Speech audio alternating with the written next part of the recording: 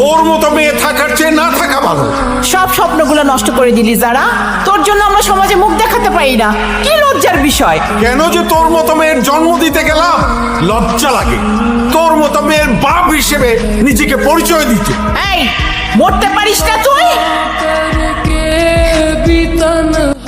আমি আর পারছি না, কেউ আমাকে বুঝতে চায় না।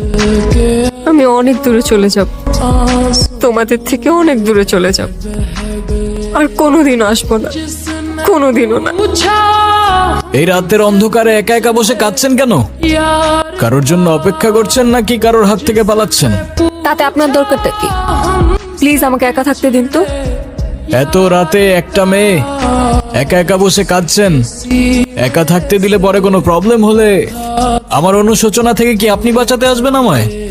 আমি কেন আসতে যাব? তাহলে কোথায় যাবেন বলুন, আমি পৌঁছে দেই। জাহান্নামে। জাহান্নামে?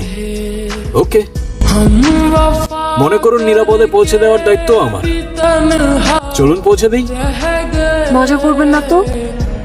আমি একদমই মজা করার মুডে নেই। আমার কাছে কোনো টাকা নেই, আপনি যেতে পারেন। আরে wait wait, look at me.